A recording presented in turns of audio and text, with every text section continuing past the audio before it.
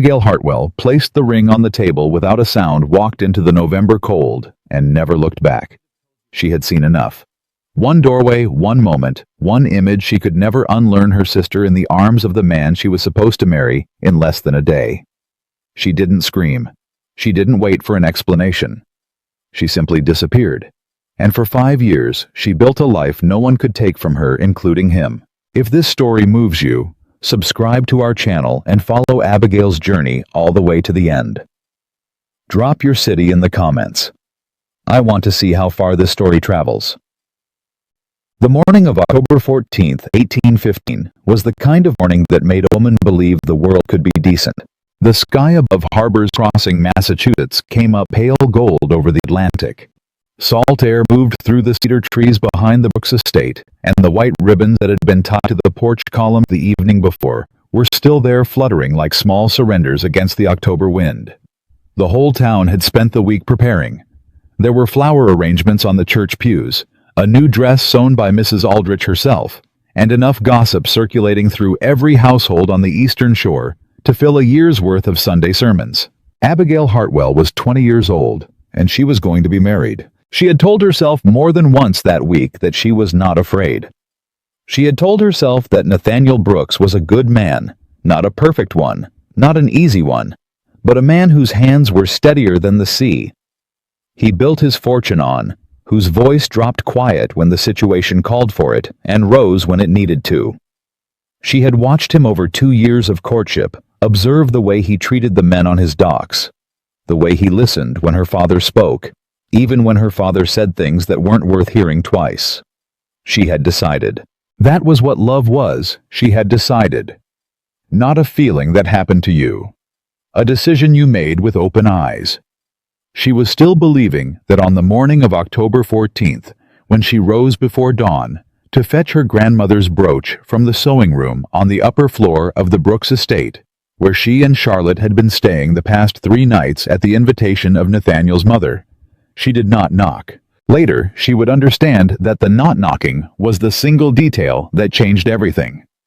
She pushed open the door to the sitting room at the end of the hall, the room that connected to the small parlor where she had left her grandmother's brooch in the cedar sewing box the afternoon before, and she stopped. Nathaniel was standing near the window. Charlotte was in his arms. Her sister's face was pressed against his chest. Her shoulders were shaking. Nathaniel's right hand rested against the side of Charlotte's face, palm open, the way you would hold something precious and breakable. His head was bent. He was saying something too quiet to hear. Abigail stood in the doorway for 3 full seconds. She counted them later. 1, 2, 3. Neither of them saw her. The candle on the side table was the only light. Charlotte's dark hair was loose and falling over Nathaniel's sleeve. He was still in the clothes he had worn to dinner. Abigail stepped back. She did not slam the door. She turned around and walked back down the hall the way she had come, her bare feet quiet on the floorboards, her breathing even. Her mind had gone somewhere very still and very cold, the way a river goes quiet just before it freezes from the surface down. She descended the main staircase. She crossed the entry hall. She stopped at the narrow side table near the front door, where she had set her engagement ring the previous evening, so it would not catch on the blankets while she slept. She picked it up, looked at it for a moment, set it back down. Then she opened the front door and walked out into the October dark. She was wearing her nightgown and her coat over it. She had no shoes. She had no bag. She had nothing except the decision that was already fully formed in her chest. By the time she reached the bottom of the porch steps, the same decision she made the way she made every decision, not with noise, not with performance, but with the quiet absolute certainty of a woman who has already seen what she needed to see. She did not go back. The road from the Brooks estate to her father's house was 4 miles along the coastal road. She walked them in the dark, the gravel hard under her bare feet, the Atlantic working itself up somewhere to her left in the blackness beyond the tree line. By the time she reached the edge of town, her feet were bleeding in 2 places, and she did not much care. She did not wake her father. She went to the small room off the back of the house that had been hers since childhood, packed a canvas bag with the things that were hers, and only hers. 2 dresses, her writing materials, her mother's Bible. The small amount of money she had saved from her work tutoring the Mercer children over the past year. And she was out the back door and moving toward the post road before the sky had even begun to consider becoming light. The southbound coach stopped at Millhaven Junction at 5:30 in the morning. Abigail was on it. She was sick on the road. She thought it was the cold. The walking, the shock of the night catching up to her body, the way shock sometimes does, delayed, thorough, merciless. She stopped in Westbrook for 2 days, then pressed south along the coast, moving by instinct, more than plan the way an animal moves, when it has been frightened far from familiar ground. She did not write to her father. She did not write to Nathaniel. She did not write to Charlotte. She thought about Charlotte once on a gray afternoon, somewhere outside of Marblehead, sitting on a damp bench waiting for a connecting coach that was running 3 hours behind. She thought about Charlotte's hair loose across Nathaniel's sleeve. She thought about the way his hand had rested against her sister's face with such easy familiarity. The familiarity of something ongoing, something known. She thought about it carefully. The way she thought about everything, turned it over, examined it, set it down. Then, she made herself stop. There was no version of what she had seen that required her to stay. She had been in the town of Harbor's End for 6 weeks before she understood she was pregnant. She was sitting at the small table in the corner room she rented from Mrs. Firth, a widow who kept a boarding house 3 streets from the water, and asked few questions, which was the primary qualification Abigail had been looking for in lodgings. The morning light was coming through the single window. She had a cup of cold tea in front of her and a piece of bread she had not eaten. She did the calculation twice. Then she sat very still for a long time. Outside, she could hear the fishing boats coming and the gulls working over the catch. The ordinary commerce of a town that had been going about its business long before she arrived and would continue long after. The sounds were somehow steadying. The world apparently intended to keep moving regardless. She placed both hands flat on the table. All right, she thought.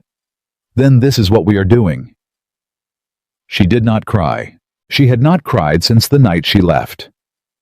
She told Mrs. Firth the following morning, not because she owed the woman an explanation, but because she was going to need the room for longer than she had originally said, and she believed in telling people the truth of a situation when it was going to affect them.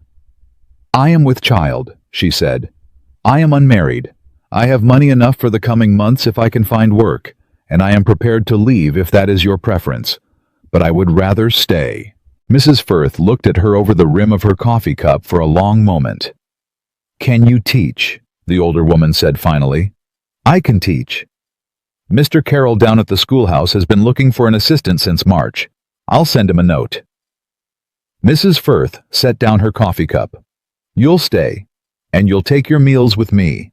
I don't run a house where women eat alone. That was how it started. She taught, she saved.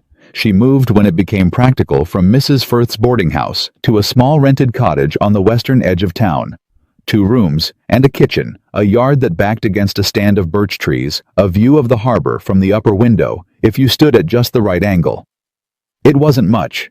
It was enough. The boys were born in July of 1816 in the heat of a summer that turned the whole Massachusetts coast thick and airless and unrelenting. 2 of them. She had known there were 2 for months. Mrs. Delaney, who had delivered half the children in Harbor's End over the past 30 years, had told her in the spring with a certain satisfied tone, as though this was personally amusing. Abigail named them Ethan and Lucas. She did not give them their father's name. She thought about that decision for a long time, the way she had thought about leaving, the way she thought about everything carefully from all sides, without the comfort of someone to consult. She thought about the man those boys might come to be, and whether they would one day resent her for it. In the end, she gave them Hartwell. Her name. Her mother's name. The name that had been handed down through the women of her family since before anyone could remember. You are mine, she thought, looking at them, Ethan loud and red-faced and furious about the brightness of the world. Lucas quieter, already looking at things with those dark, considering eyes that would one day stop her breath. You are mine, and I am enough.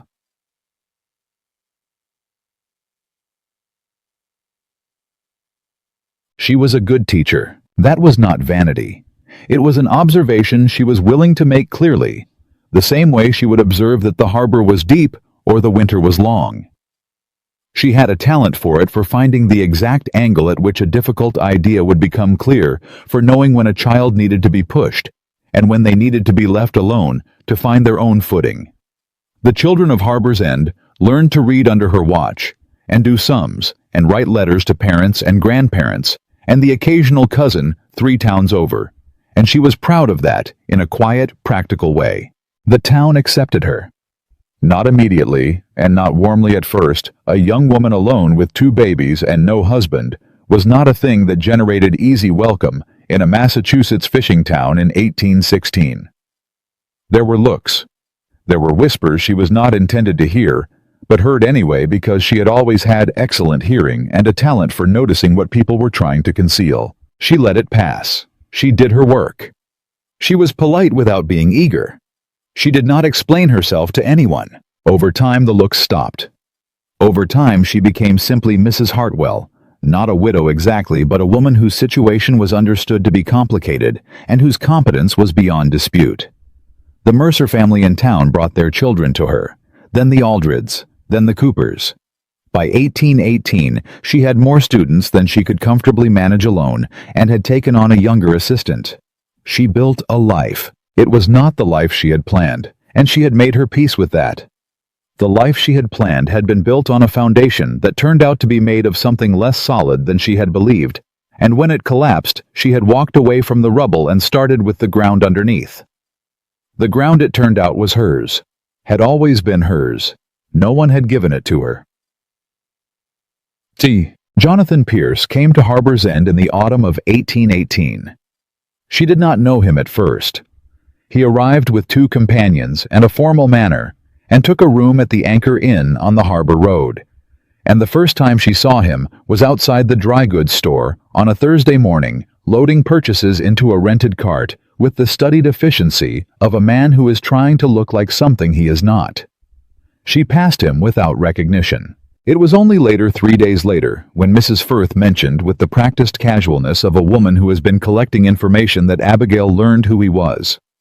"That man from Boston," Mrs. Firth said, setting a bowl of soup on the table without preamble. "Jonathan Pierce, the Brooks family cousin. Word is he's been asking questions about you."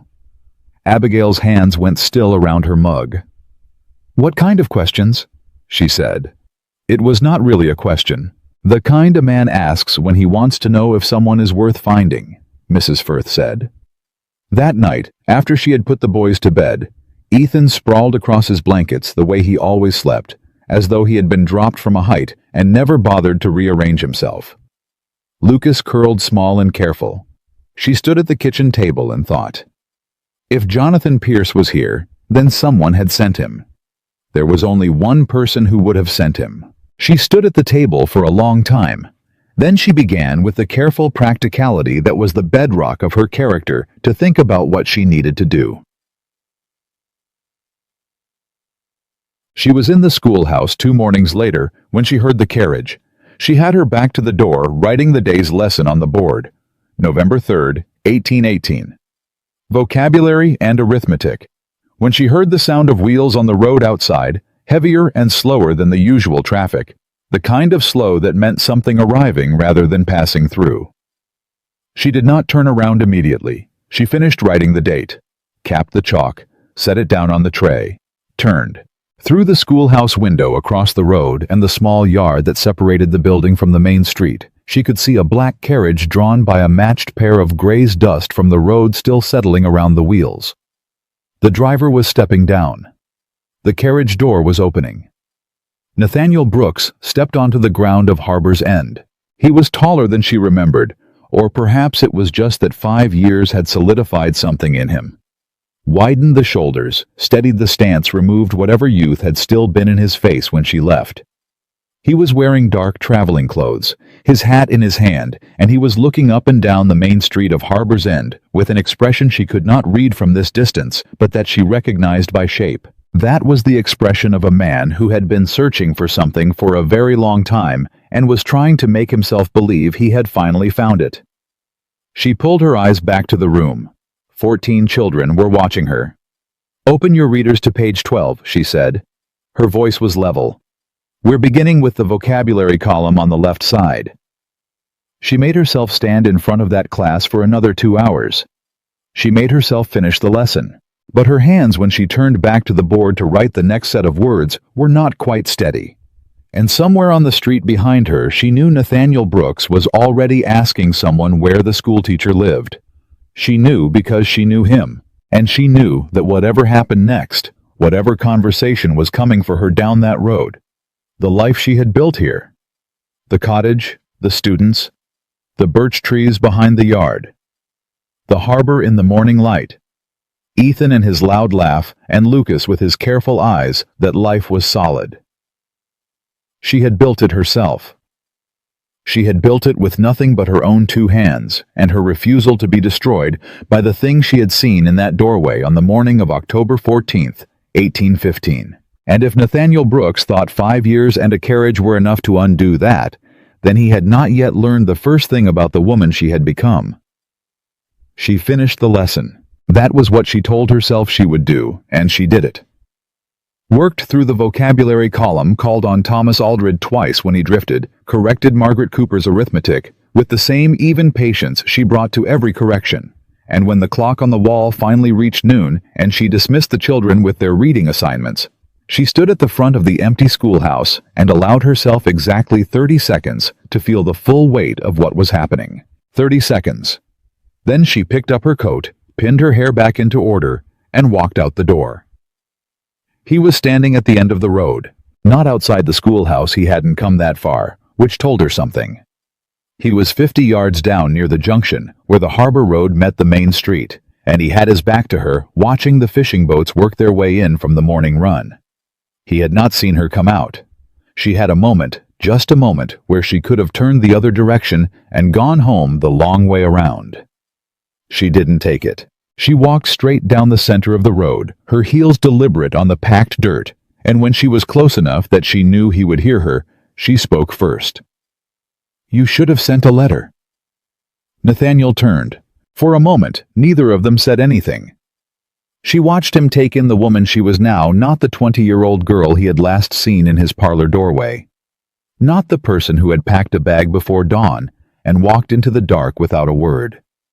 Whatever he saw, it moved through his face in layers one after another, and she made herself stand still and let him look because she was not afraid of being seen. "Abigail," he said. His voice was the same, lower maybe, more controlled, but the same. "I know why you're here," she said. "And I'm telling you right now that however this conversation goes, it ends with me walking home to my house and my children, and nothing about that changes. Are we clear? I'm not here to take anything from you." That is not the same thing as being clear.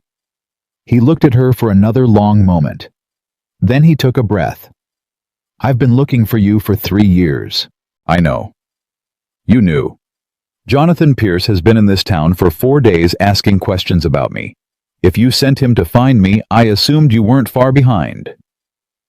Something crossed his face, sharp, uncomfortable.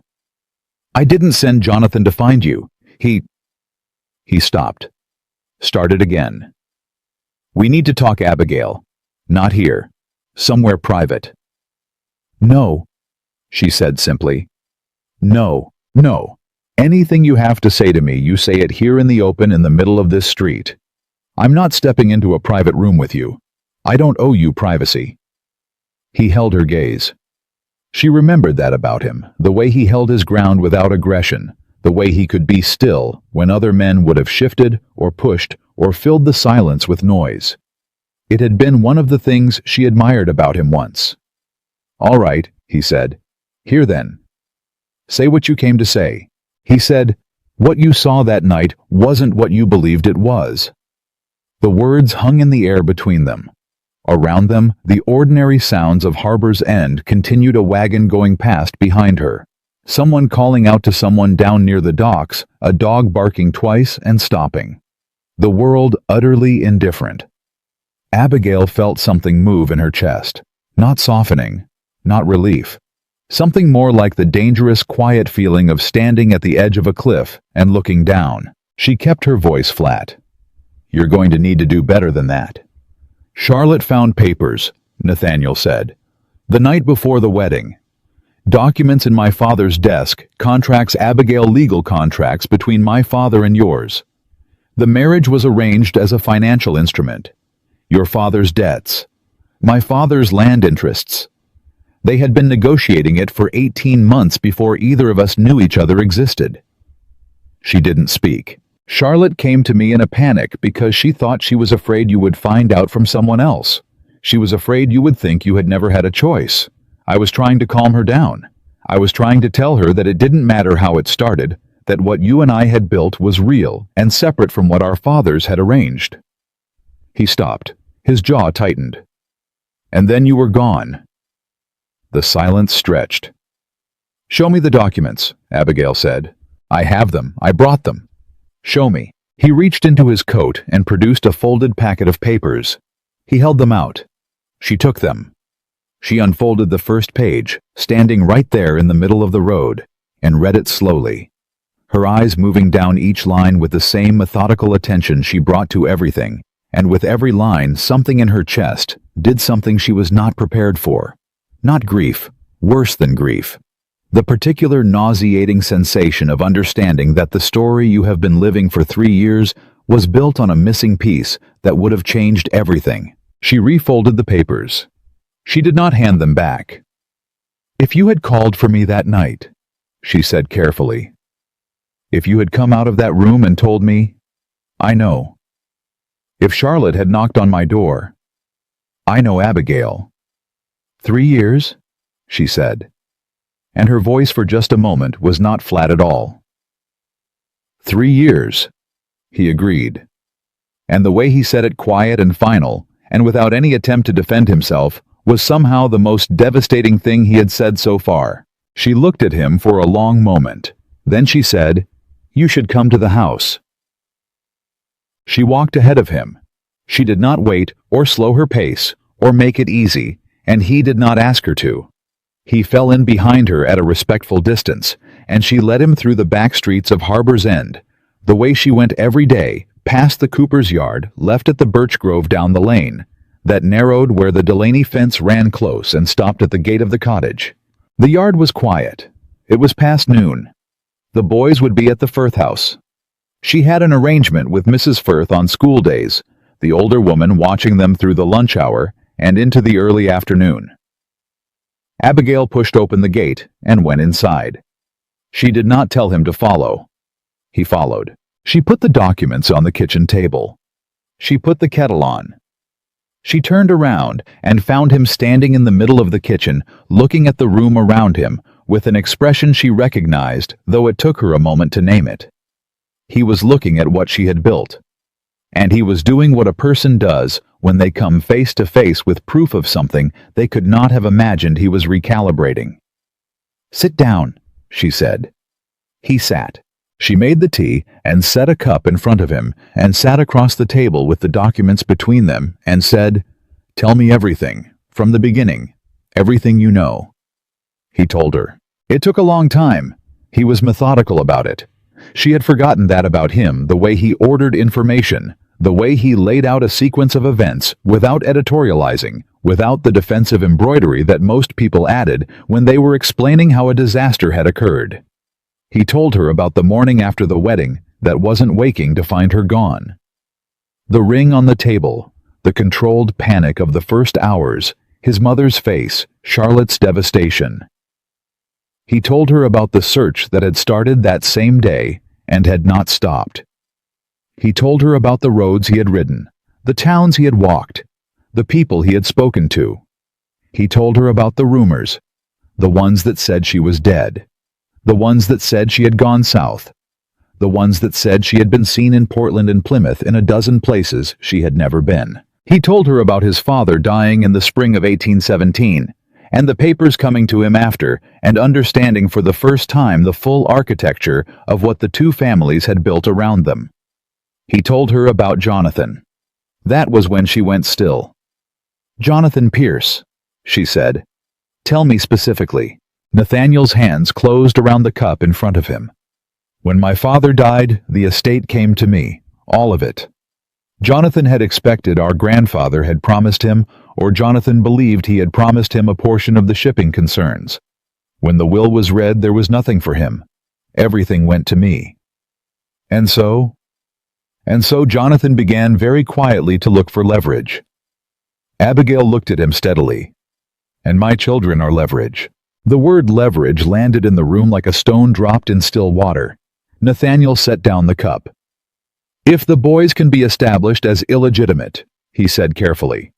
"If Jonathan can demonstrate in court that I have no legitimate heirs and no acknowledged family obligation, then the inheritance challenge becomes viable," Abigail said.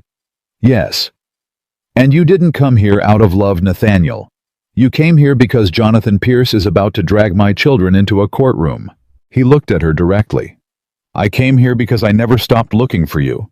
Those are not the same situation, and I won't pretend they are. But yes, Jonathan is moving, and he is moving fast. And if we are not ahead of it—" "We," Abigail said. He stopped. She let the word sit there. "You've been gone for 3 years," she said very quietly. "My sons don't know your name. I have built everything in this house with my own hands, and I have asked nothing from anyone. And the first time you walk into this town, you start talking about we. Abigail, I am not finished." Her voice was not raised. It didn't need to be. "You are going to tell me exactly what Jonathan Pierce said to you, exactly what legal maneuvers he has prepared, and exactly what your presence in this town is going to cost me and my boys, before I decide what any of this means. And you are going to understand something. Whatever I decide, it is my decision. Not yours, not Jonathan's, not the court's, mine. Are we agreed?" A long silence. "Yes," Nathaniel said. "We are agreed." She heard them before she saw them. Ethan's laugh came through the cottage gate like an announcement, loud and unself-conscious, the laugh of a boy who had never in his life worried about being too much, followed by the lower murmur of Mrs. Firth behind him, saying something that was probably, "Wipe your feet, young man," followed by Lucas's quieter voice, saying something she couldn't make out from the kitchen. She had exactly 3 seconds. She looked at Nathaniel across the table. He had gone completely still. "Stay in your chair," she said. "Don't speak unless I ask you to. And do not look at them the way you are looking right now, because I will not have them confused by a man they do not know." He nodded once. He straightened. He composed his face into something neutral. The door opened. Ethan came through first, the way Ethan always did. Everything first, fast, committed. Dropping his school satchel on the floor by the door and turning toward the kitchen before he even fully registered that there was someone sitting at the table who was not supposed to be there. He pulled up short. His eyes went to the stranger, then to his mother, then back. "Who's that?" he said. Ethan did not phrase questions gently. "A visitor," Abigail said. "His name is Mr. Brooks. He's come from Boston on some business." Lucas had come in behind his brother, quiet as always, and he was standing in the kitchen doorway now with his school satchel held in front of him, with both hands looking at Nathaniel with those dark, careful eyes that never missed anything. Nathaniel was looking at his sons. Abigail watched him do it, watched him see Ethan's jaw, which was his own jaw, watched him see Lucas's eyes, which were his own. Eyes watched the full weight of 5 years land on him in a single moment. His hand on the table did not move. His face did not change. But something happened to him. She could see it the way you see wind move through a field, not the wind itself, but the evidence of it. Something happened to him that was large and permanent and would not be undone. He did not speak. "Mr. Brooks is going to have dinner with us," Abigail said, because she had made the decision while she was still watching him process the sight of his children for the first time. Not out of mercy, out of the practical understanding that dinner was the safest territory, that ordinary domestic ground was what this situation required. "Ethan, go wash your hands. Lucas, hang your satchel." Ethan gave Nathaniel one more direct measuring look, the look of a 7-year-old boy who has appointed himself the security concern of the household and then went to wash his hands. Lucas did not move immediately. He was still looking at Nathaniel. And Nathaniel was looking back at him very carefully, the way you look at something that matters. "You came a long way," Lucas said. His voice was quiet, precise. He had always spoken like that, choosing his words with a seriousness that belonged to someone twice his age. "I did," Nathaniel said. "Why?" "Lucas?" Abigail said quietly. "It's all right," Nathaniel said.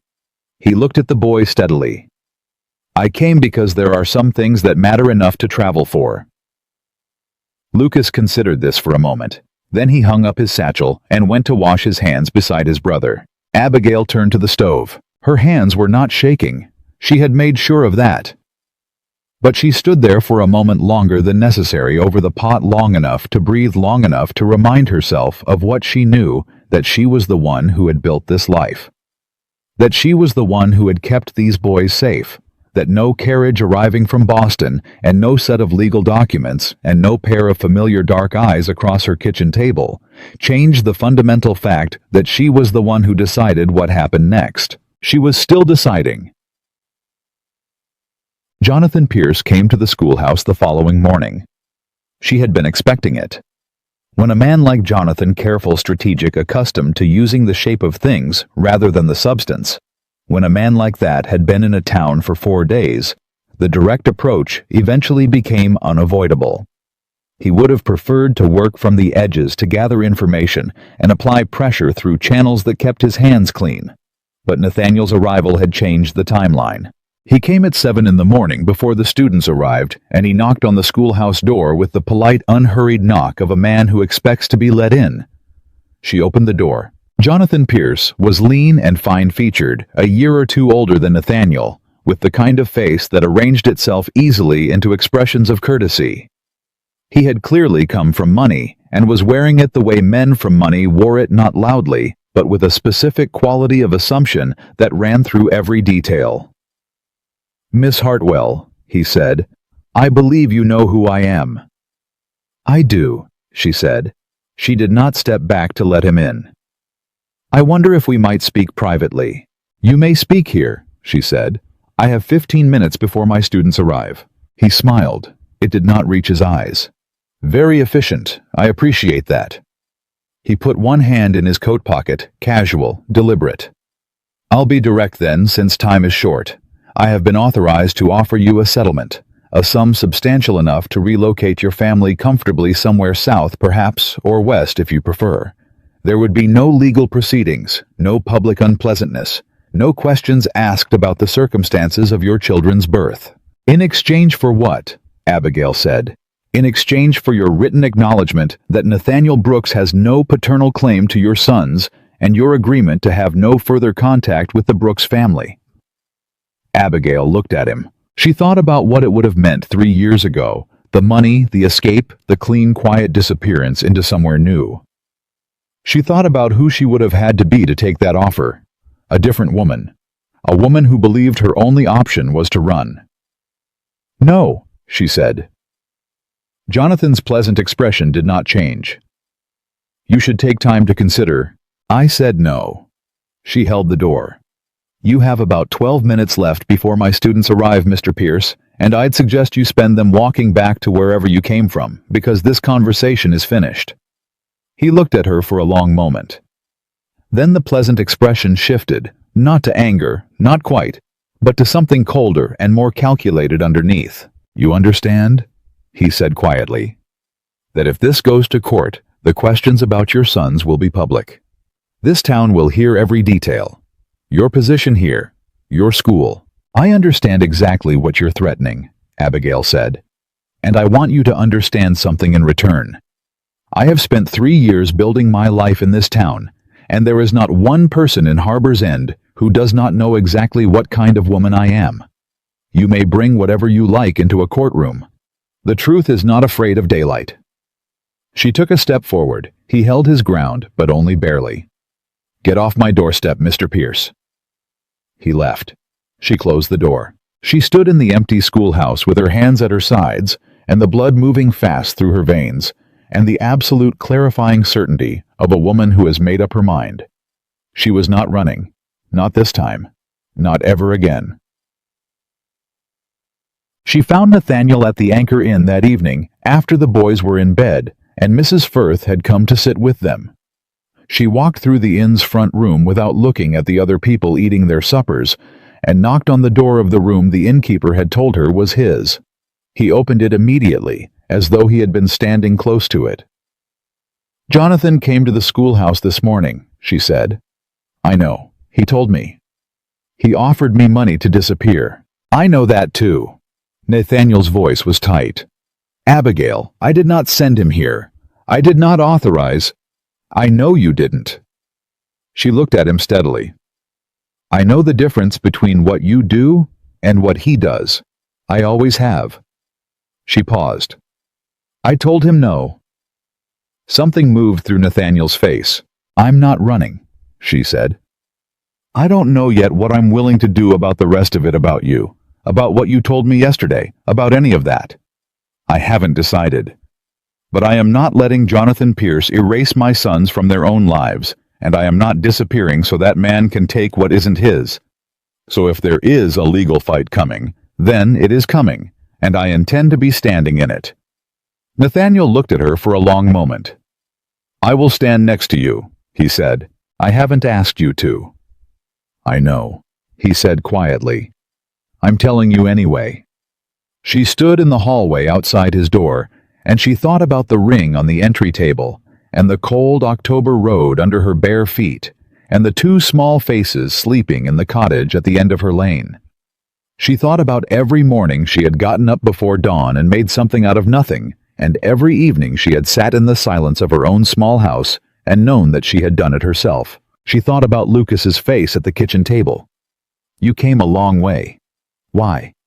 And Nathaniel's answer, which she had not been able to stop thinking about since the moment he said it, "Because there are some things that matter enough to travel for." "I'll come by in the morning," she said. "We need to talk about the documents and what Jonathan is likely to file and where this case will go. If we are going to fight this, I need to understand the full picture." "I'll be here." She turned to go. "Abigail." She stopped, did not turn. "I'm sorry," he said. "For all of it, for every day. I know that doesn't fix anything." She stood still for a moment in the hallway. "No," she said, "it doesn't." And she walked out. But she did not walk out the way she had walked out of the Brooks estate on the morning of October 14th, 1815, with nothing in the dark toward nowhere. This time she walked out knowing exactly where she was going, and for the first time in 3 years, she was not walking alone. She came to the inn at 7 in the morning with the documents under her arm and a list of questions she had written out by lamplight the night before after the boys were asleep, and the cottage was quiet enough to think. Nathaniel opened the door before she knocked. She chose not to comment on that. She sat at the small table by the window. He sat across from her. She put the documents between them and her list beside them and said, "Walk me through the legal timeline. What has Jonathan filed? What is he preparing to file? And how much time do we have?" Nathaniel looked at the list. Something moved through his expression, not quite a smile, not quite grief, something in between. "You made notes." "I always make notes. Answer the question." He answered the question. Jonathan had not yet filed anything formally. He was still in the gathering phase, still collecting testimony from people who had known Abigail in Harbor's End, still building the framework of his argument. His strategy, as Nathaniel understood it, was to establish two things simultaneously. First, that the boys were Nathaniel's sons, and therefore potential heirs, and second that, because Abigail and Nathaniel had never married, the boys' claim to the Brooks estate could be challenged, controlled, and ultimately redirected, which would open the door for Jonathan's own inheritance challenge. "He needs the boys to be yours," Abigail said slowly, "but he also needs them to be illegitimate." "Yes. That's a narrow road to walk." "Jonathan is good at narrow roads." She looked at the documents. "And you have the original contracts. The ones between our fathers. I have everything that was in my father's desk when he died, including correspondence." Nathaniel paused. Including a letter my father wrote to yours in the spring of 1815, 6 months before the wedding, in which he explicitly references the financial terms of the arrangement. Abigail went still. You're telling me there is written proof that the marriage was a business transaction? Yes. And you brought it? I brought all of it. She sat with that for a moment. The letter changed things. The letter meant that if this went to court, Jonathan's version of events, that Abigail had run from a legitimate engagement out of instability or deception, had a direct counter. The letter meant there was a documented reason for what she had done. Why didn't you use this before? She asked. 3 years of searching. Why not use the documents to... Because using them meant making public what our fathers did, Nathaniel said. It meant putting your name in the middle of a legal proceeding when I didn't know where you were or whether you were safe. I wasn't willing to do that without... He stopped. Without your agreement. Abigail looked at him. She had built very strong walls over the past 3 years. Practical, necessary walls, the kind that keep the weather out and let you function. She was aware that this particular statement of his was doing something to one of those walls, and she chose not to examine it directly. All right, she said. Here's what I know. Jonathan came to me with a settlement offer yesterday, which means he does not want a public fight. He wants this quiet, which means he believes a quiet resolution favors him, and a loud one does not. If he believed he had an airtight case, he would already be in the courts. She tapped the documents. What we have here frightens him. I think so too. Then we don't hide. We go forward. She looked at him across the table. I need you to understand something, Nathaniel. If we do this, if we go forward together and use these documents and stand in front of whatever court Jonathan chooses to bring this to, there is no version of that process that doesn't put my children in the middle of it. Their names, their birth, everything I have protected them from for 5 years becomes part of a public record. I know. And I need to know, she said carefully, that you understand who they are. Not heirs, not legal instruments, not a means to defeat your cousin. They are my sons. They are children, and their lives do not exist to serve this story. Nathaniel was quiet for a moment. Then he said, Can I ask you something? Go ahead. What are their names? She paused. It was such a simple question. So direct. And somehow the simplicity of it, the fact that he asked for the names before anything else, before the legal strategy or the inheritance or the plan, reached through the practical, careful architecture she had built around herself and found something underneath it that she was not entirely prepared for. Ethan, she said, and Lucas. He repeated the names quietly, not to her, to himself, as though he was memorizing them. Ethan, he said, the loud one. Ethan has never met a room he didn't immediately decide to own, Abigail said. Despite herself, something softened in her voice. And Lucas. Lucas watches everything. He is going to be someone extraordinary, and he already knows it, which in a 7-year-old is either a gift or a problem depending on the day. Nathaniel looked at his hands. I want to know them, he said, not as a legal position, as a person who is their father. I understand I have not earned that. I understand there is a long road between where I am right now and where I would need to be for that to be possible. I'm not asking for forgiveness, or for time to be given back, or for anything you don't choose to give. I'm just telling you that it is what I want so that you know what you are dealing with when you look at me. The room was quiet. Outside Harbor's End was beginning its morning in earnest. She could hear the docks, the carts, the voices of people starting their day with no knowledge of the particular weight of this particular conversation. I know what I'm dealing with, Abigail said, and her voice was more even than her chest was at that moment. I always knew what you were. That was never the question. She stood and gathered the documents. I'll speak to Mr. Carroll today about covering my students for the next few days. We need to go through everything you brought, and we need to send word to a solicitor in Boston before Jonathan files anything formal. She moved toward the door. Come to the house at noon. We'll work through the afternoon. Abigail, she stopped. Thank you, he said, for not running. She considered that for a moment. "Don't thank me yet," she said. "Jonathan Pierce hasn't shown us his worst yet." She was right about that, but she did not know walking out of the Anchor Inn in the pale November morning of 1818 that the worst was already in motion and that it would arrive from a direction she had not been watching. Charlotte arrived in Harbor's End on the third day. Abigail was in the cottage kitchen with Nathaniel, a map of the Massachusetts court circuits spread between them, and a draft letter to a Boston solicitor in her handwriting to her left, when she heard the gate. She looked up. Through the window, she saw the figure coming up the yard path, and every careful thing she had built inside herself over the last 3 days cracked clean down the middle. Her sister. Charlotte Hartwell was 24 now, 3 years older than the girl who had been crying in that candlelit room at the Brooks estate, and the years had not been entirely kind to her face in the way that guilt rarely is. She was thinner. Her eyes, when she raised them as Abigail opened the door, had the look of someone who has rehearsed this moment 1,000 times and is now realizing that none of the rehearsals were adequate. "Abby," Charlotte said. "Don't," Abigail said. Just that, one word. And then she stepped aside because she was not the kind of woman who sent people away from her door, even when she wanted to.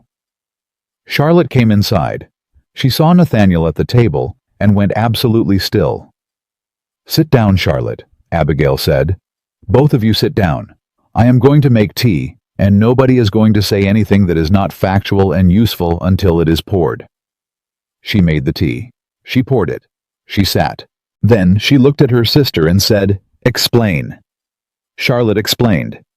It came out in pieces, not because she was being evasive, but because guilt of a certain weight and duration tends to organize itself badly in fragments and circles, kept alive by a person's need to justify themselves, even when the justification has long since stopped working. But eventually, through the fragments, the full shape of it emerged. Charlotte had found the contracts 3 days before the wedding. She had been looking for stationery in the elder Brooks's study. She had wanted to write a letter to a friend in Providence, and the papers had been in the top desk drawer, carelessly left, rather than locked away, the way aging men sometimes become careless with secrets they have kept for years. She had read enough to understand. She had panicked. "I should have come to you," Charlotte said. Her voice was low and raw. "I know that. I have known that every single day since. I should have knocked on your door and put the papers in your hands and let you decide what to do. But I was afraid of what you would do. I was afraid you would call it off, and I was afraid—" She stopped. "You were afraid Father would suffer for it," Abigail said, not unkindly. "Because the financial arrangement was protecting his debts." Charlotte flinched. "Yes." "And so you went to Nathaniel instead to ask him to manage it quietly." "I thought he could. I don't know what I thought. I thought he would know what to do."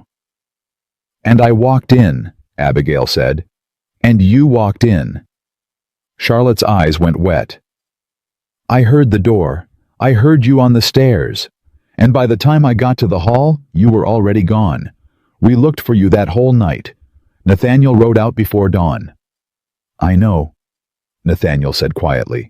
"I tried to tell Father. He wouldn't believe you had truly left. He kept saying you would come back in a few days once you'd calmed down." Charlotte looked at Abigail directly. "I am sorry. I have been sorry every day for 3 years, and I know that means nothing against 3 years. But I needed to say it to your face." Abigail sat with that. The honest thing. The thing she had the dignity to admit to herself sitting at her own kitchen table in her own cottage that she had built herself, was that the anger she felt toward Charlotte was not as clean as the anger she had carried for 3 years.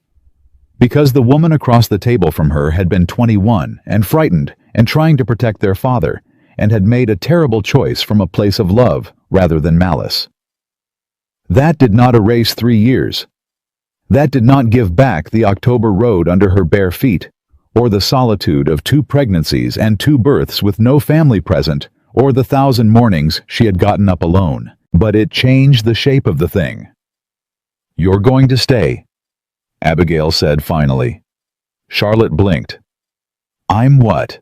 "You're going to stay in Harbor's End." Jonathan Pierce is building a legal case that, if it proceeds, is going to put this entire family in public view. If you go back to Boston, he will use you as a witness against us. If you stay here, you are a witness for us. You have direct knowledge of what happened that night. You can testify to the contracts, to the conversation with Nathaniel, to everything. Abigail looked at her sister steadily. You owe me 3 years, Charlotte. This is how you start paying. Charlotte swallowed. Yes, she said. All right, yes. You'll stay at Mrs. Firth's. I'll send word ahead. Abigail stood and began clearing the tea things. We have work to do. It was that afternoon, Charlotte settled at Mrs. Firth's, the boys home from school, and performing their careful separate assessments of their aunt, who they had never met, with Ethan, deciding she was acceptable within 20 minutes, and Lucas reserving judgment in that particular way of his, that Nathaniel found Abigail in the backyard. She was hanging the laundry. It was the most ordinary possible thing she could be doing, and she was doing it because ordinary things were sometimes the only mechanism she had for keeping herself level. Can I help? He said. She handed him the other end of a sheet without looking at him.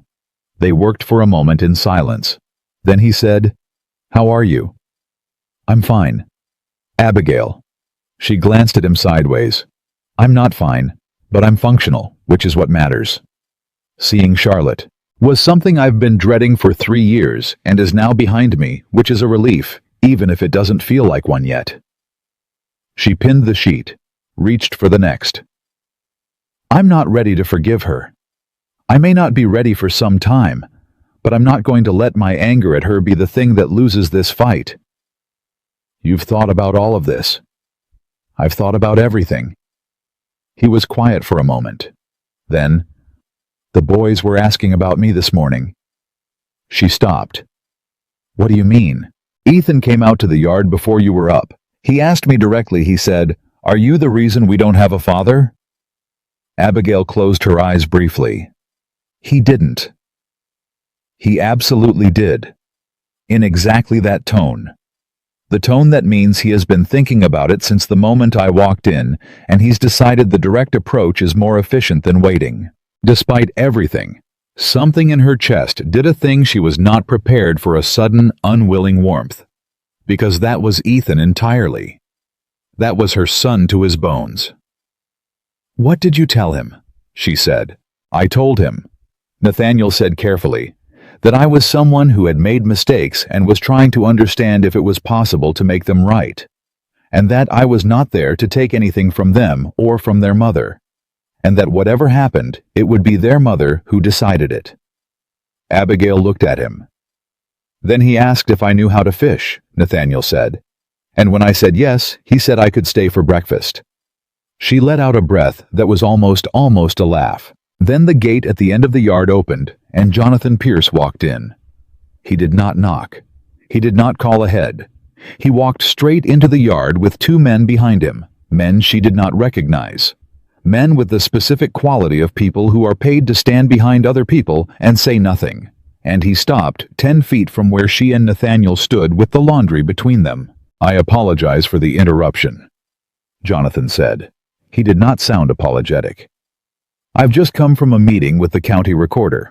I wanted to inform you personally, Nathaniel, that I have filed a preliminary motion in the court of Essex County challenging the validity of the Brooks estate succession on the grounds of illegitimate and unacknowledged issue.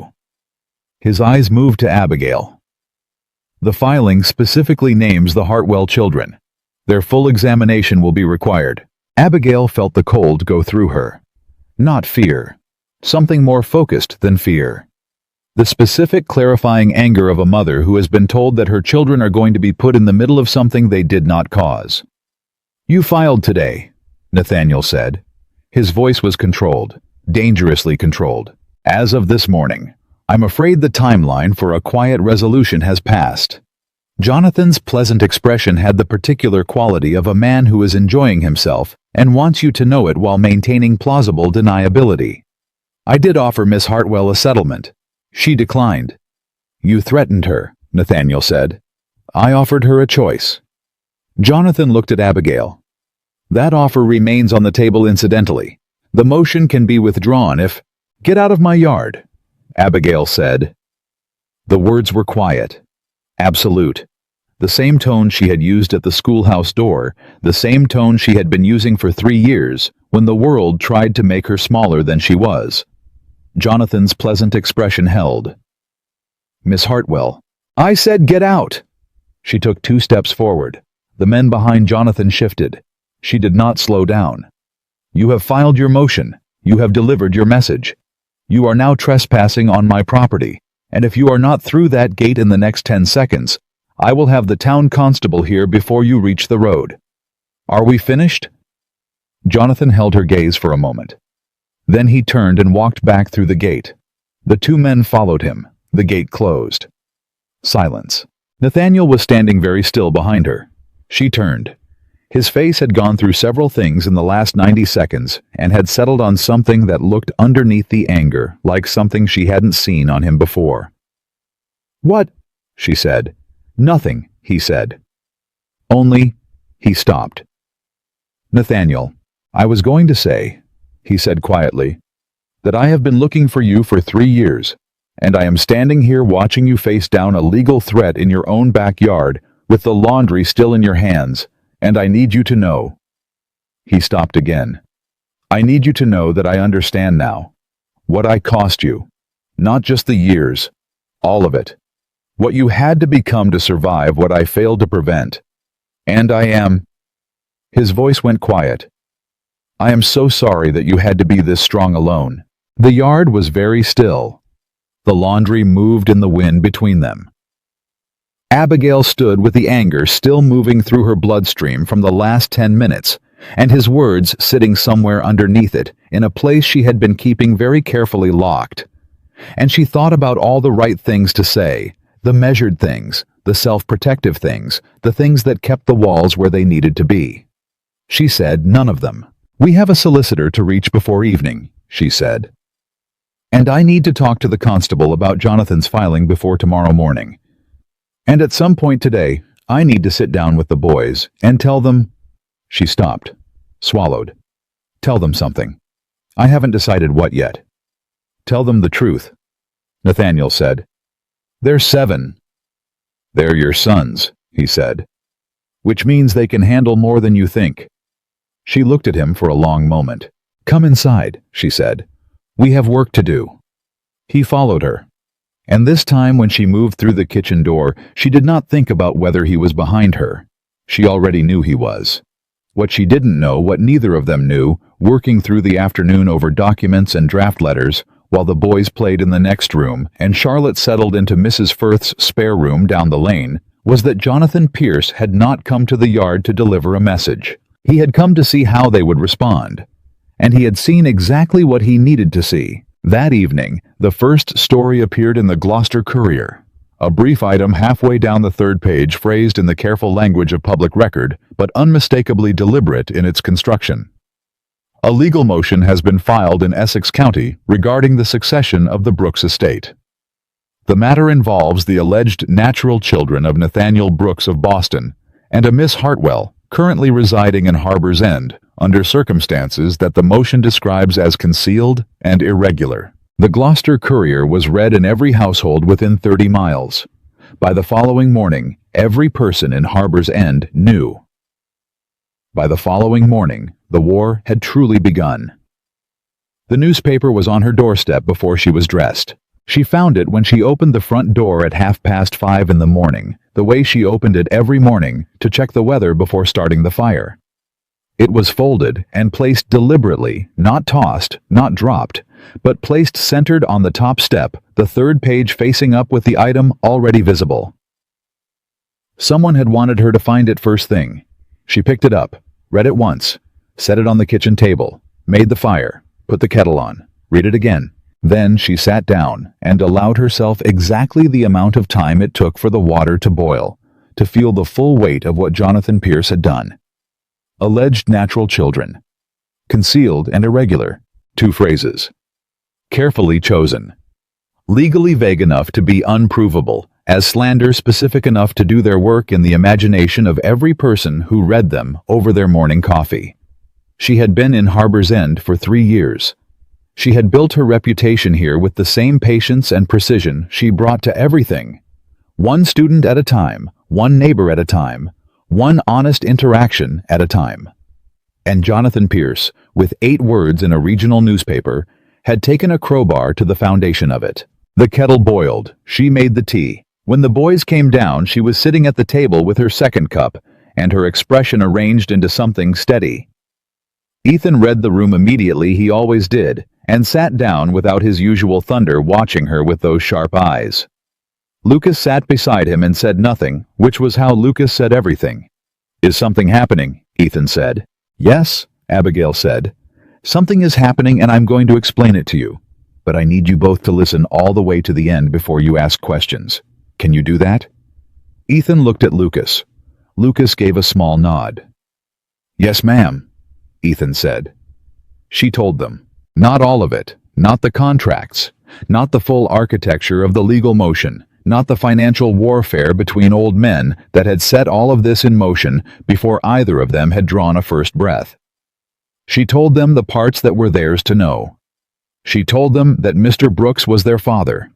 She told them that she and their father had been separated by a misunderstanding a long time ago, and that she had chosen to raise them here in Harbor's End on her own.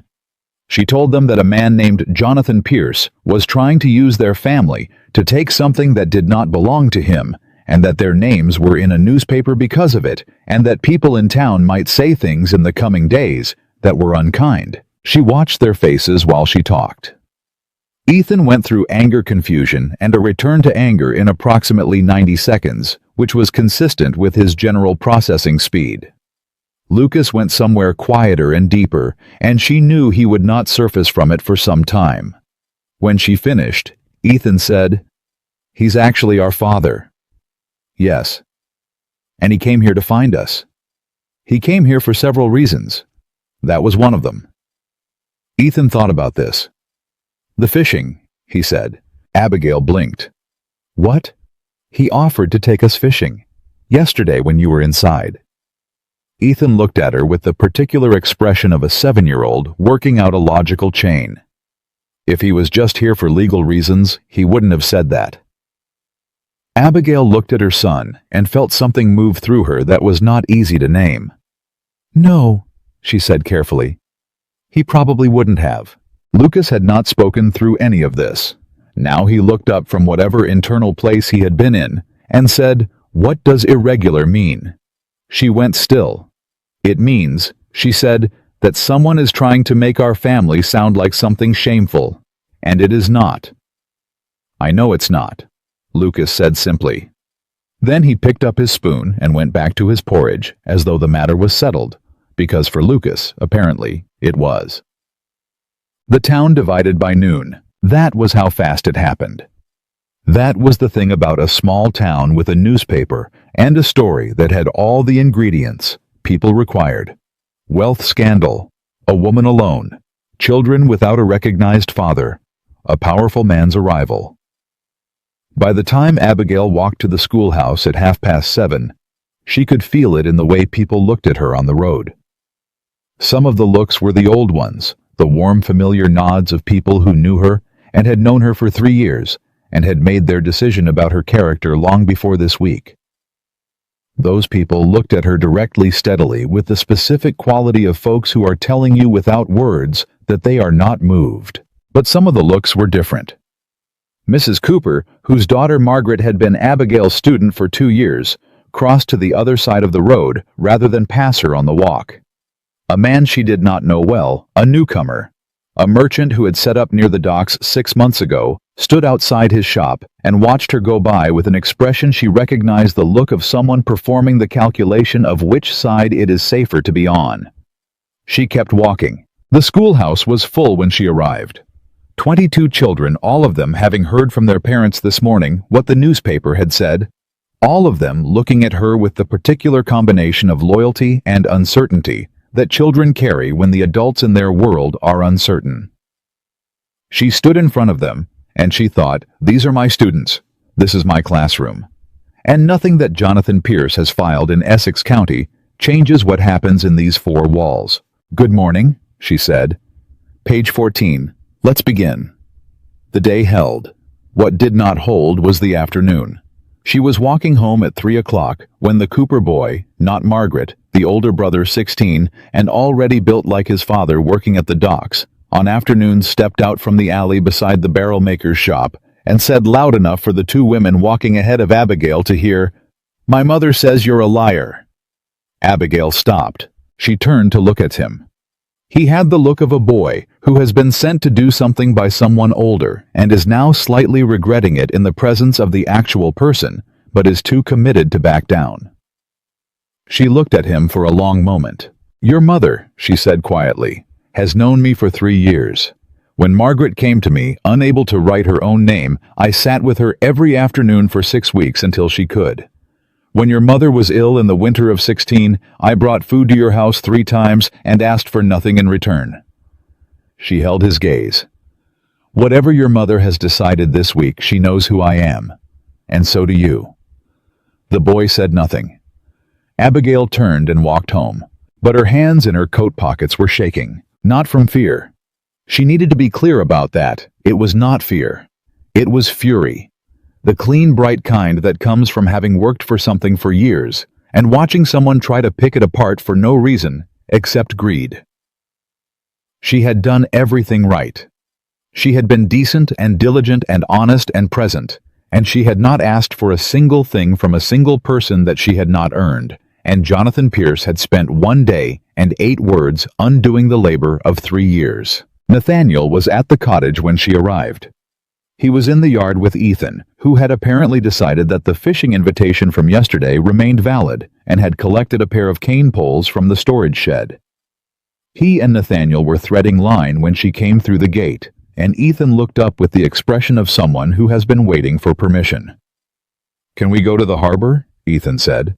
He said he knows where the striped bass run this time of year. Abigail looked at Nathaniel. He met her eyes.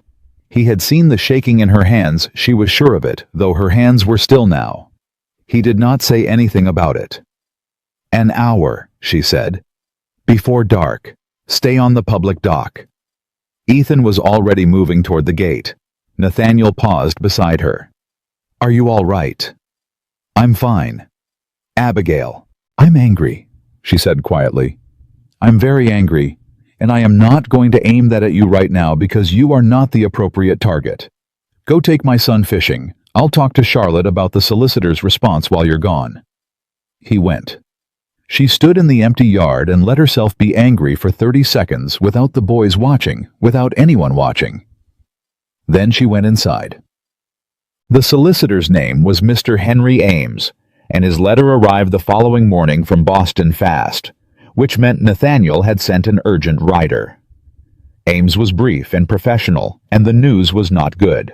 Jonathan's filing was technically sound. His legal argument rested on 3 pillars that Nathaniel had failed to acknowledge his sons for over 2 years after their existence became known to him through common knowledge. That Abigail's departure from the Brooks estate without documented cause suggested a voluntary dissolution of any legal or moral claim, and that the boys as unacknowledged issue could not be recognized as legitimate heirs without Nathaniel's formal legal declaration, which Jonathan intended to challenge, on the grounds that Nathaniel had not acted in a timely fashion once informed. "He's arguing that your inaction invalidates your claim," Abigail said, reading the letter aloud to Nathaniel across the kitchen table. Charlotte was beside her. "That you knew or should have known about the boys and did not immediately seek legal acknowledgement." "I didn't know where they were," Nathaniel said. "I didn't know there were boys at all until I walked into this cottage." "Jonathan will argue that you should have found them faster. He spent 3 years letting people believe she was dead rather than helping search for her," Charlotte said sharply. "He knew you were looking, Nathaniel. He knew and he said nothing. He had resources." "Can you prove that?" Abigail said. Charlotte stopped. "Can you prove that Jonathan knew something about where I was and chose not to tell Nathaniel?" Abigail looked at her sister directly. "Because if you can, that changes everything." The silence that followed was a specific kind of silence, the kind that means a person is deciding how much to say. "Charlotte," Abigail said. "There was a man," Charlotte said slowly, In the spring of 1816. He came to the house. I was still living at Father's house then. He said he worked for Jonathan, and he was asking questions about you. Where you might have gone, who your friends were south of Boston, whether you had family anywhere along the coast." She stopped. I told him nothing. But the questions he asked, they were specific, Abigail. The kind of questions you ask when you already have a lead and you're trying to verify it.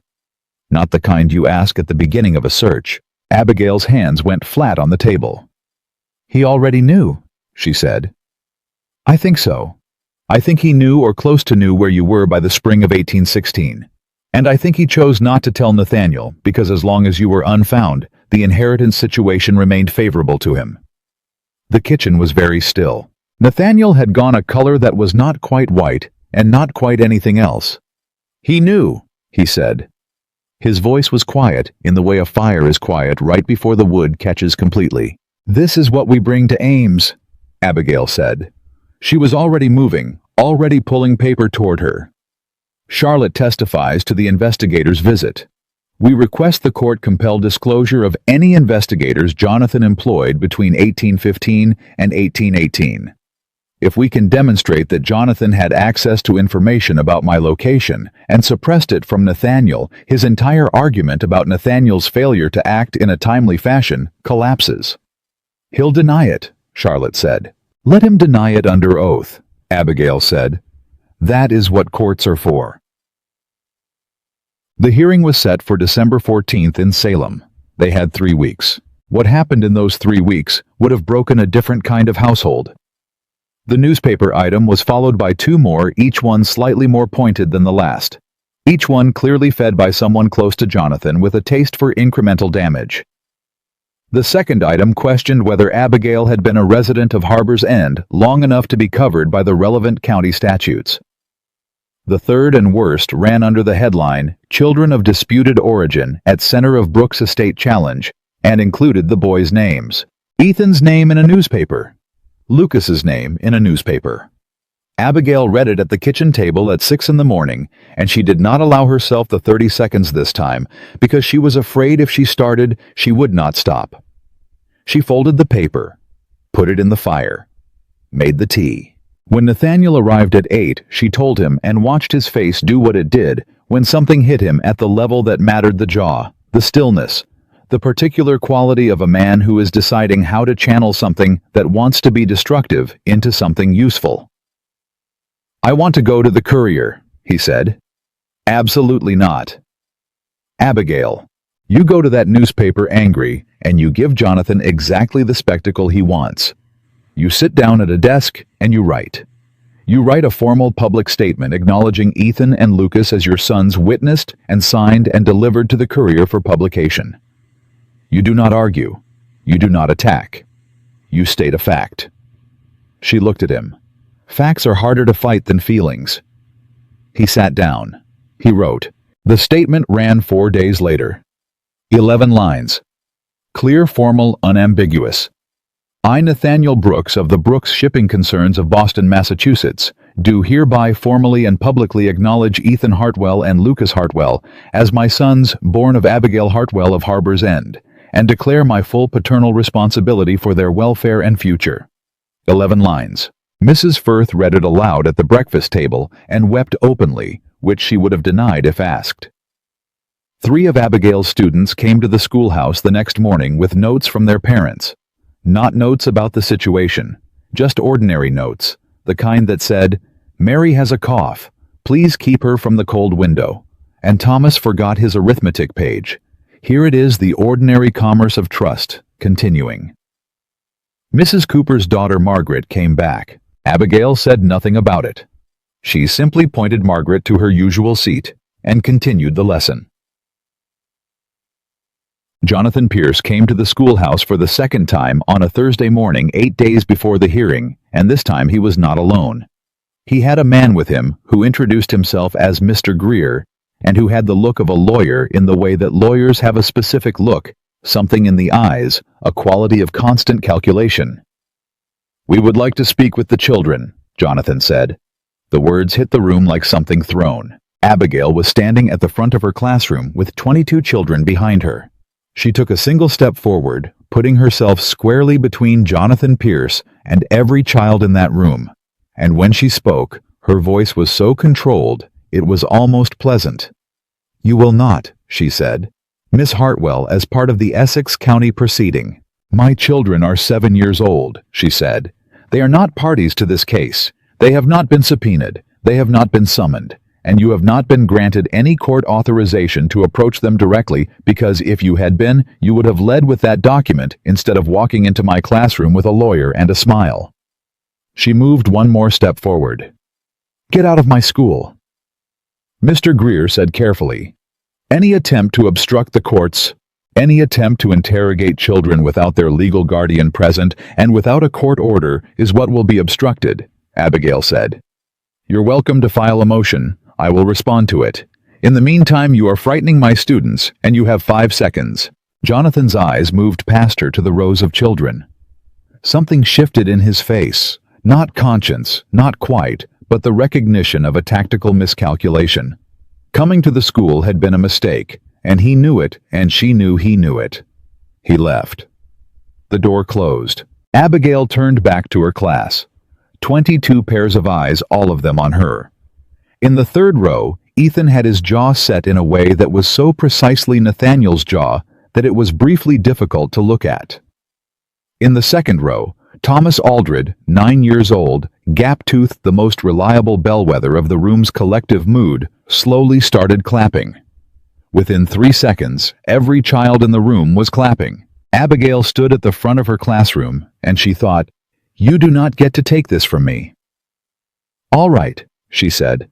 "That's enough. Open your readers." The twist came 4 days before the hearing, and it came from a direction no one had anticipated. Mr. Ames arrived from Boston in person, which was the first indication that the news was significant. He came to the cottage at 7 in the evening, took off his hat, accepted tea, and set a document on the table with the particular care of a man delivering something that changes the shape of a situation. "We have the investigator," he said. Abigail went still. Nathaniel looked up. "A man named Cutler, currently employed by a shipping firm in Providence," Ames said. "He was hired by Jonathan Pierce in January of 1816 to locate Miss Hartwell. He found her, confirmed her location in Harbor's End in March of 1816. March of 1816. The boys had been born in July." Nathaniel was on his feet. "He knew," Nathaniel said. "He knew she was here for 2.5 years before I—" "He knew," Ames confirmed. "And Mr. Cutler, when approached by our representative, was willing to provide a sworn affidavit. It appears Jonathan has recently declined to pay the remainder of his fee, which has materially affected Mr. Cutler's loyalty." The room was very quiet.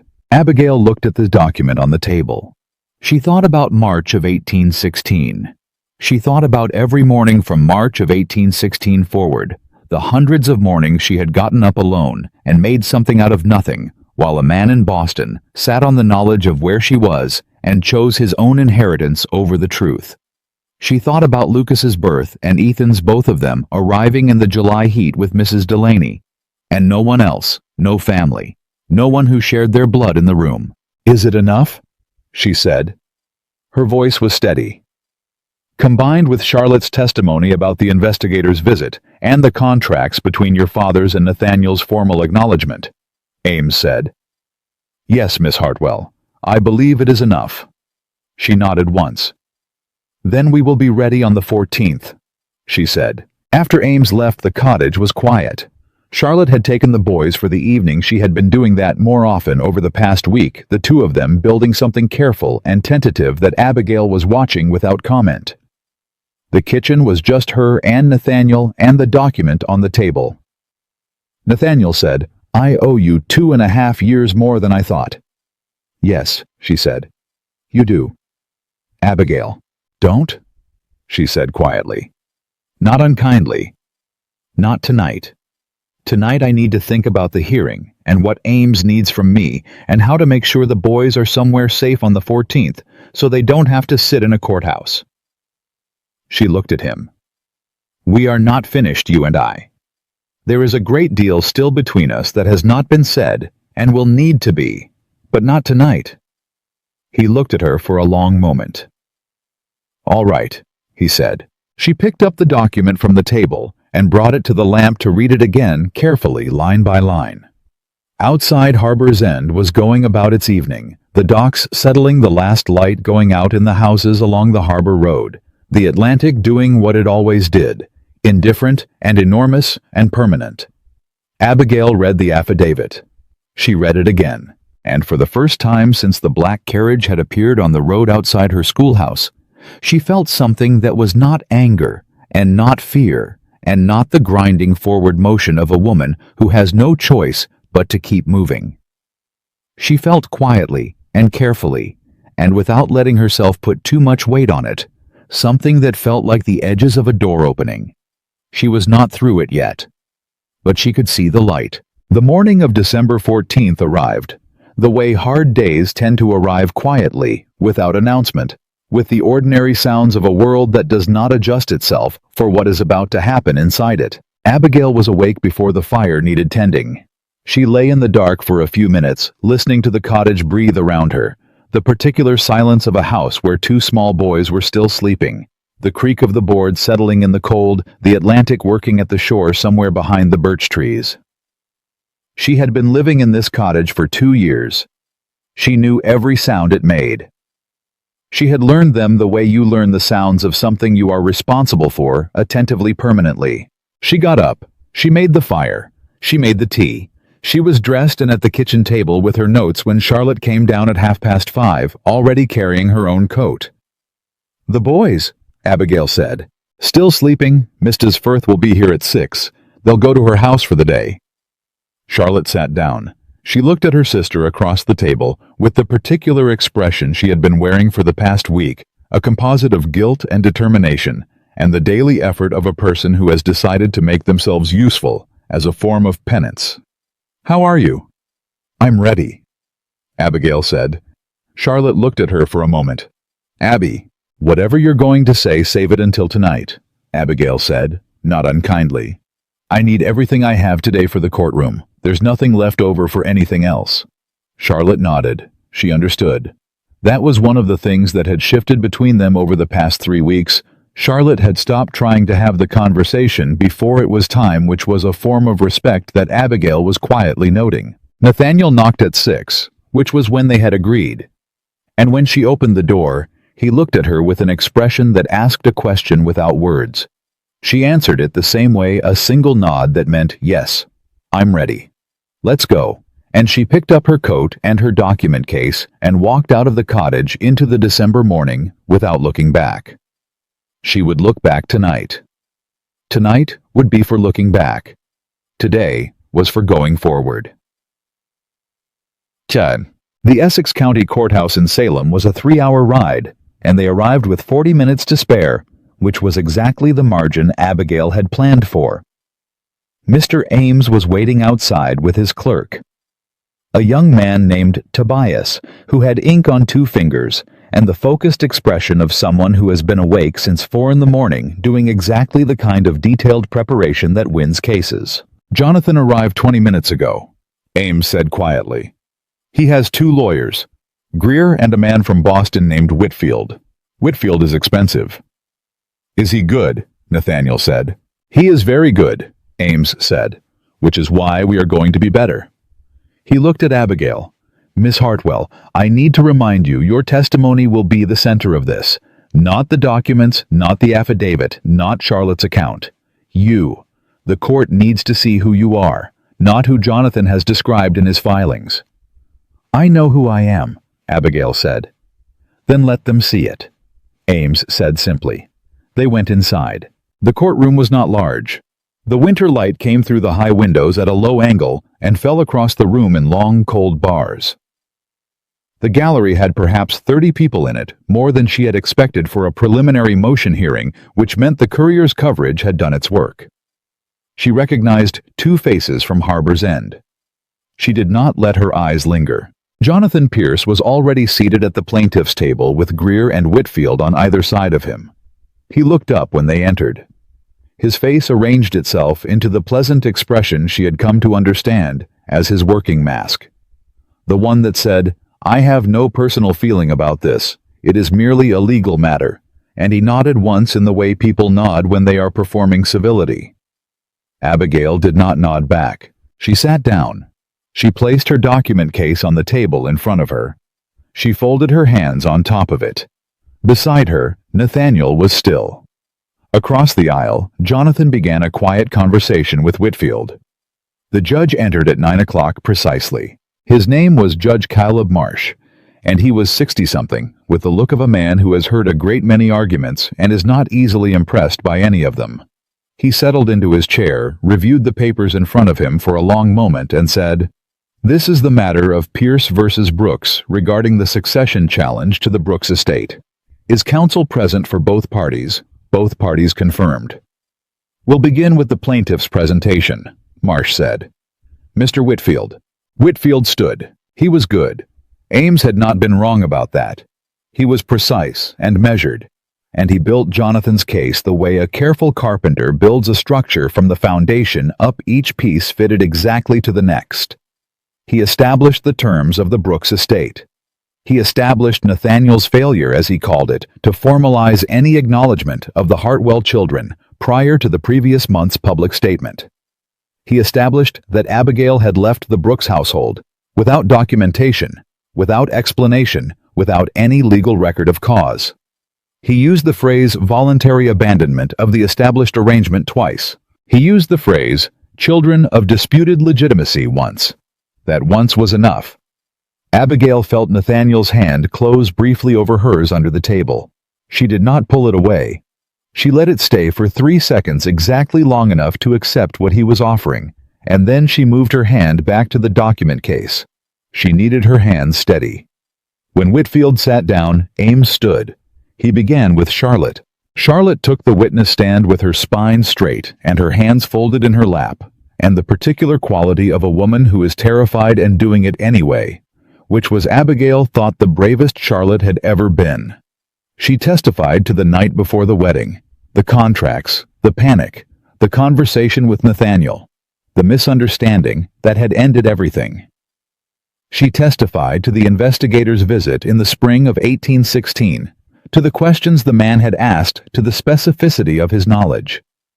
She testified to the fact that she had told no one of Jonathan's investigation and had not understood its significance until recently. Whitfield cross-examined her for 20 minutes. He was thorough. He was relentless.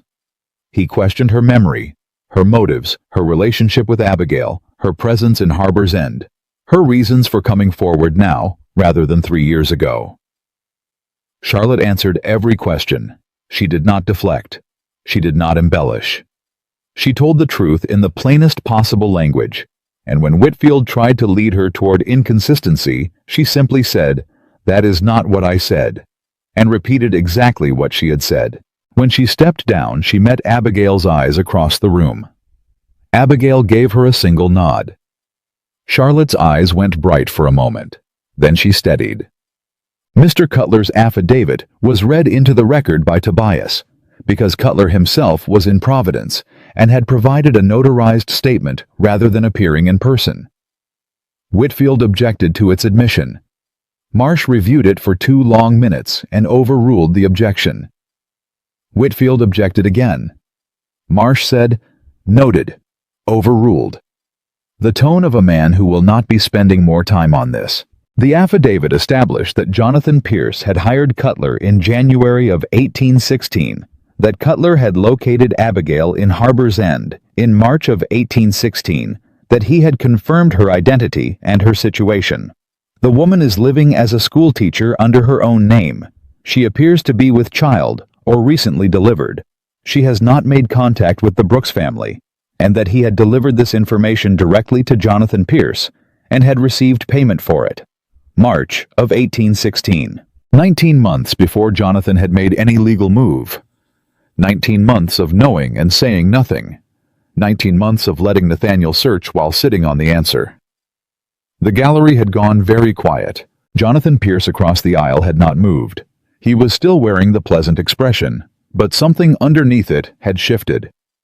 Abigail could see it the way you can see a foundation shift before the wall above it shows the crack. He had not anticipated Cutler. He had not anticipated the unpaid invoice becoming someone else's leverage. Ames let the silence work for a moment.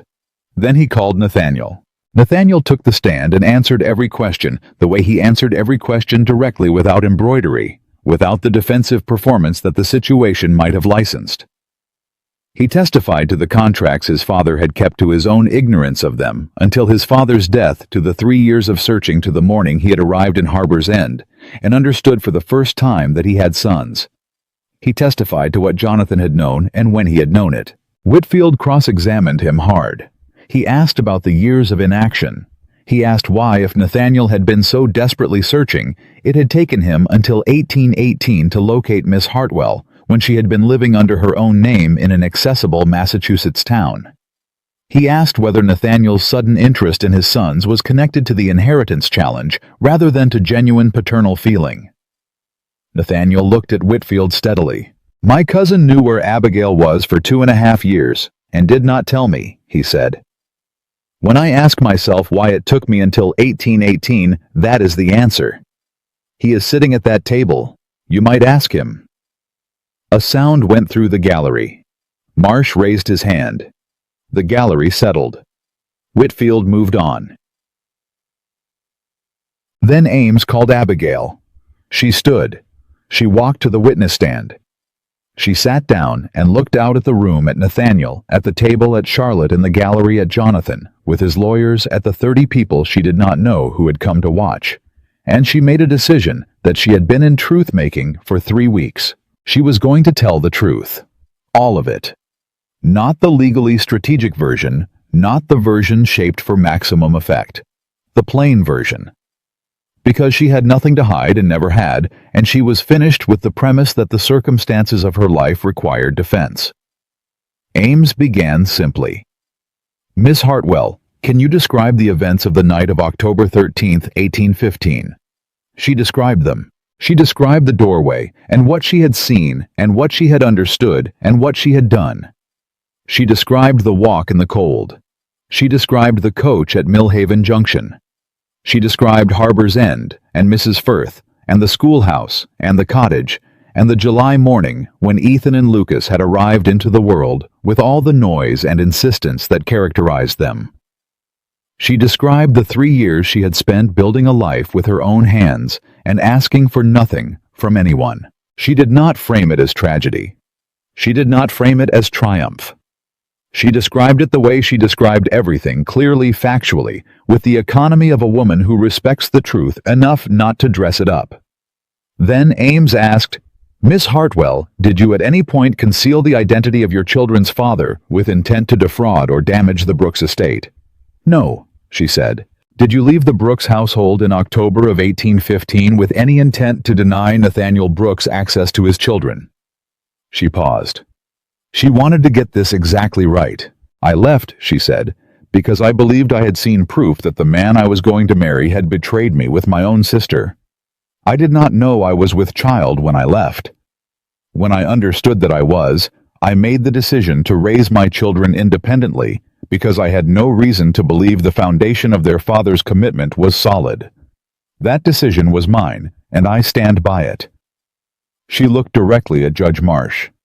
"I did not hide. I lived under my own name in a town 30 miles from Boston. Anyone who wanted to find me could have found me. The reason Nathaniel Brooks did not find me sooner is sitting at that table with 2 lawyers. Another sound from his gallery. Marsh did not quiet it this time. Whitfield came at her for 30 minutes. He questioned her judgment.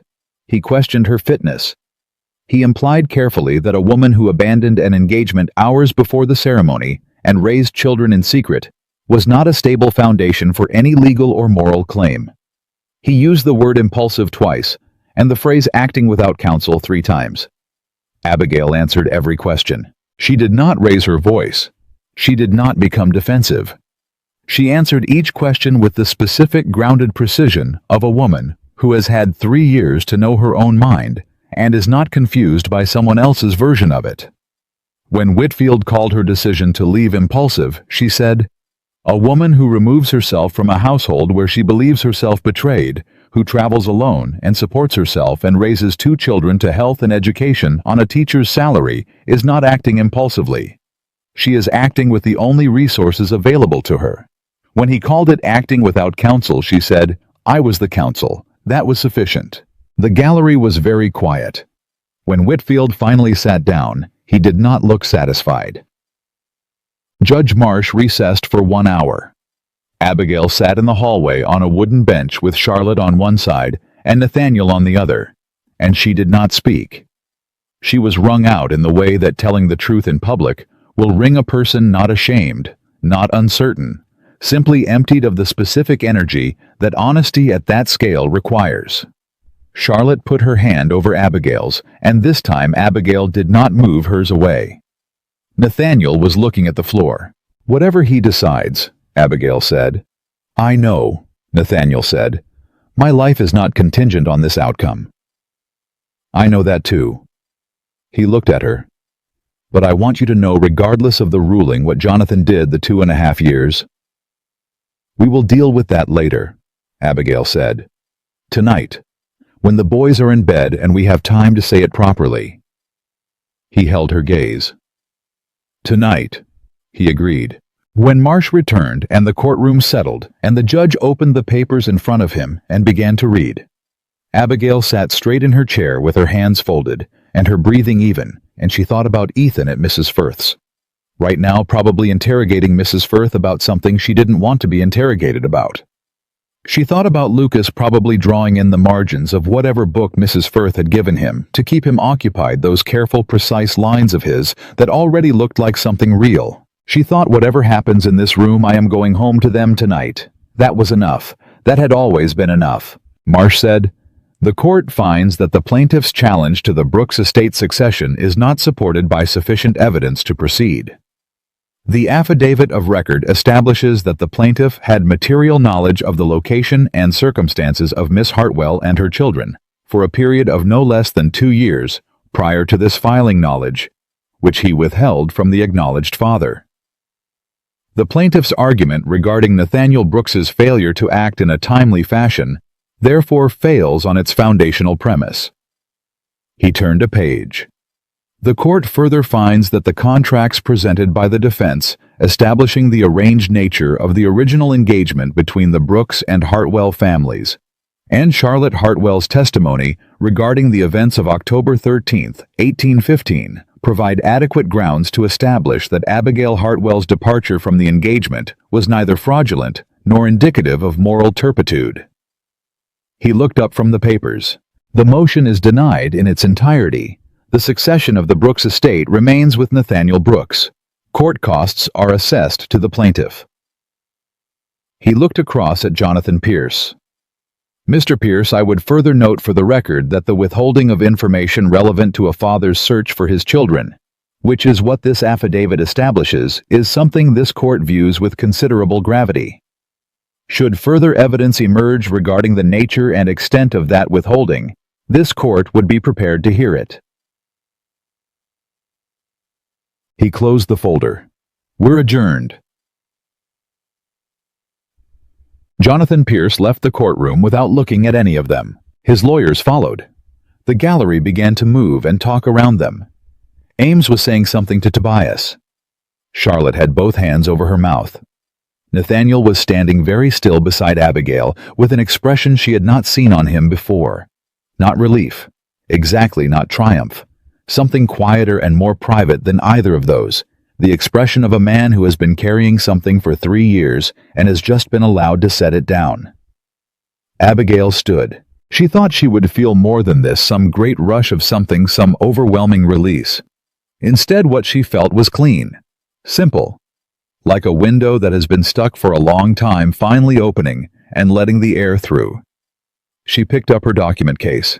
Charlotte threw her arms around her from the side, which Abigail had not been prepared for, and for a moment she stood in her sister's embrace and felt the full weight of what Charlotte had done today, the courage of it, the cost of it, and she let herself hold it. "We're not finished," Abigail said into Charlotte's shoulder. "You and I. There's still a great deal." "I know," Charlotte said. Her voice was thick. "I know that. But today was good, Abigail said. What you did today was good. Charlotte pulled back and wiped her face with the back of her hand, which was exactly the gesture she'd been making since she was 12 years old. And Abigail had a sudden sharp memory of her sister at 12, the impulsive, bright-eyed girl who had loved too loudly and thought too late, and she thought, I have missed you. Even when I couldn't afford to, I missed you. She did not say it yet, but she held it. Betrayal. They were 3 hours from Harbor's End on the return road when Nathaniel said, I want to ask you something. The carriage was moving steadily. Charlotte was asleep in the opposite corner, or doing a reasonable impression of it. The winter dark was coming down outside. Ask, Abigail said. Not tonight, he said. Tonight is for the boys, and for coming home, and for whatever conversation you said we would have when they were in bed. I'm not asking tonight. He looked at her.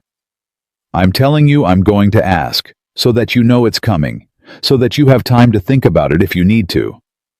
Nathaniel, I know what I want, he said quietly.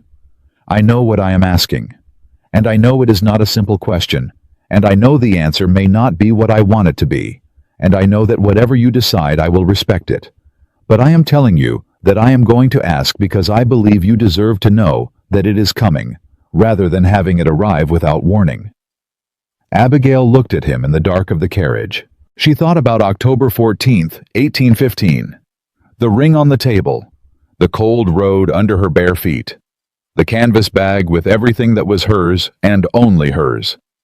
She thought about July of 1816 and Ethan's voice arriving in the world like a declaration, and Lucas's eyes opening and looking at her with that already considering gaze and her own hands shaking and steady at the same time. She thought about every morning in between. All right, she said. I'll think about it. He nodded. Outside Massachusetts moved past them in the dark. The boys were still awake when they arrived at Mrs. Firth's, despite Mrs. Firth's evident best efforts. Ethan heard the carriage from inside and was at the door before Abigail had finished climbing down his coat, half on his eyes going immediately to her face to read the outcome. Well, he said. Ethan did not believe in preamble. We won, Abigail said. Ethan let out a sound that was not quite a word, something between a shout and a breath, and threw himself at her with the full-bodied commitment that characterized everything he did. She caught him staggered slightly, held him. Over Ethan's shoulder she saw Lucas standing in the doorway with Mrs. Firth behind him. He was watching his mother and his brother, and then his eyes moved to Nathaniel, who was standing a few feet away, and something passed between them, the boy and the man in the cold December dark, and Lucas stepped off the porch and walked across the yard and stopped in front of Nathaniel. You came back, Lucas said. I said I would, Nathaniel said. Lucas looked at him for a moment with those particular eyes of his. Then he said, Are you staying this time? The question hung in the cold air between them. Nathaniel looked past Lucas to Abigail. She was still holding Ethan. She met his eyes. That, Nathaniel said carefully looking at her, is something your mother and I are going to talk about tonight. Lucas considered this. That means probably yes, he said. People only say we're going to talk about it when the answer is yes, but they're not ready to say it yet. Mrs. Firth made a sound from the doorway that was suspiciously close to a laugh. Abigail looked at her son, her 7-year-old son, who had his father's eyes and her own brain, and she thought extraordinary. I told you.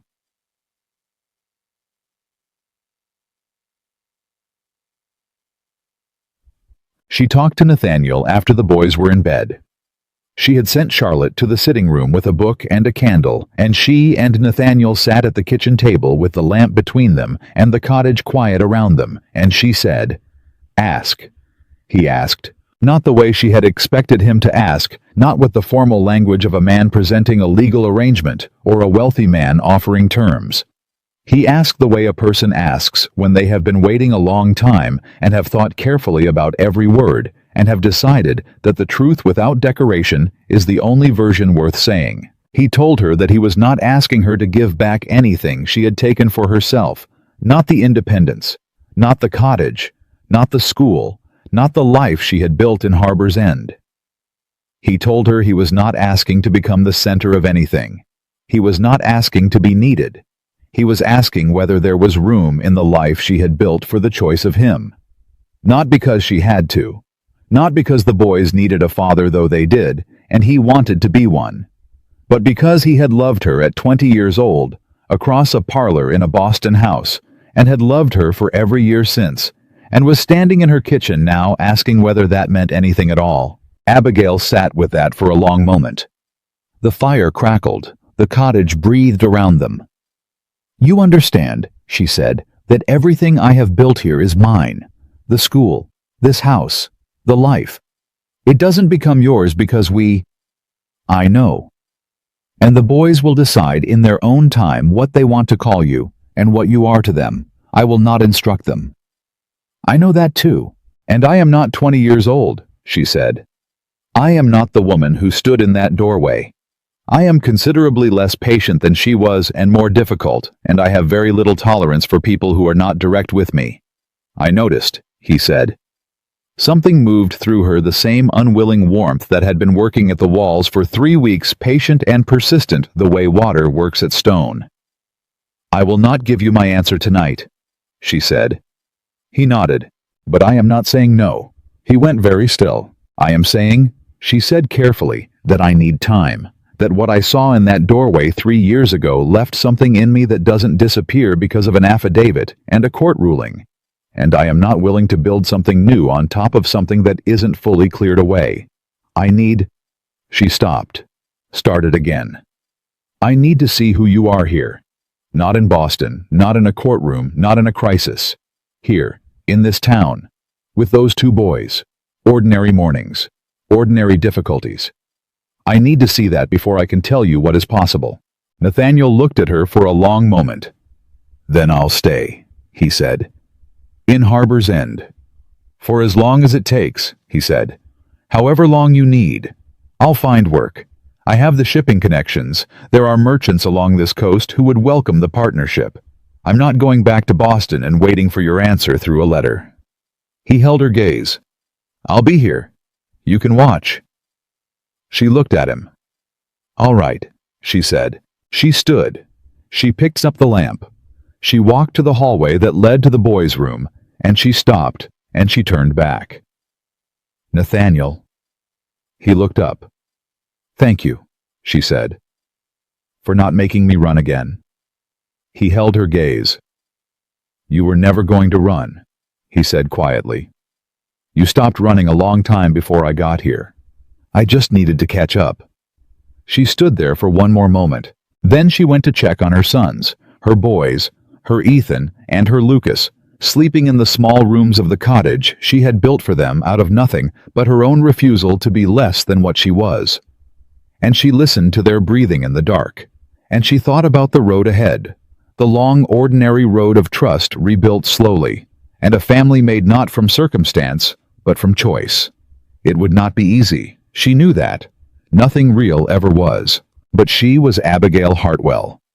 She had walked out of a burning thing in the dark, with no shoes and no map, and had built something solid from the ground up, and she had never once needed saving. She didn't need it now. What she needed, what she was for the first time in 3 years willing to consider wanting, was a partner.